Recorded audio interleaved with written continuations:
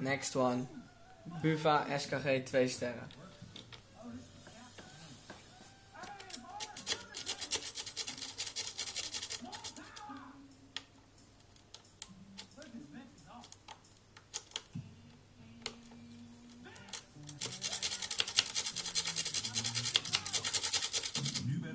Channel, how it's made.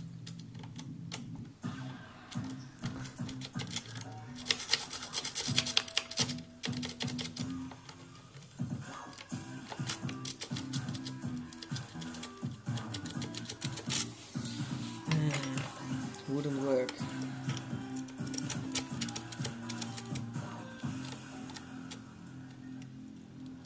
Today on How It's Made. How to pick a lock. Whether it's hot or cold, they offer a point of view. Hummus, from the Middle East to the middle classes, we take it in. Spent fuel containers, nuclear waste storage gets a glowing report. And straw sombreros, trade secrets keep on the air. But have some patience with picking. But first, if you need to find out what the temperature I don't like this one. a dial thermometer is a lot easier to read than a standard glass stem thermometer. A needle points to numbers on a dial, and even from a distance, it only takes a quick glance to confirm that things are heating up or cooling down. All the highs and lows are easy to see on the face of a dial thermometer, and it often comes with tubing to measure temperature from a distance. It's a handy feature for power plants and heating and refrigeration systems. To begin, rollers straighten very narrow metal tubing. Then a blade cuts it to length. As the blade makes the cut, a mechanism pries open the ends.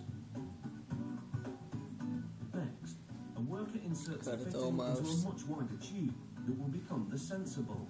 Oh, for black bag jobs, we have to make them less shiny. And welds the narrow tubing to the fitting on the end of the bulb. With the bulb and tubing now linked, production moves to the next stage. The making of the board-on tube, which is a type of spring. A worker cuts flat, wafer-thin tubing to length. Down the line, they plant the flat tubes in a device that's on the track. It moves past an arc welder that melts and closes one end of the flat tubes. Might break it. Here is a before and after comparison. He hates you. A worker now encloses the tube in a die and drives a pin into its open end. It's in the mushroom.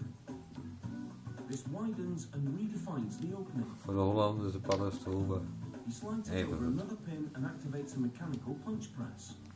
This fine-tunes the shape and dimensions of the opening. The next worker clamps the tube in another device. He operates a roller to wrap it around a mandrel, bending it into a C shape. This completes the thermometer's board-on tube spring. The next worker clamps a bracket to the bottom of the board-on tube. He inserts a small piece of connector tubing to the board-on tube wall and applies liberal amounts of flux compound. The flux prevents tarnishing of the metal as he melts silver solder to braze the parts together and seal the opening. Now they test it. He pumps gas into several board-on tubes and immerses them in water. If no gas bubbles out of the tubes, it means the tubes are perfectly sealed. Bigger one. The gas pressure also causes the tubes to spring into action. It's this action that will move the pointer on the dial of the thermometer. Open. The next worker attaches the gas connector to the tube. just be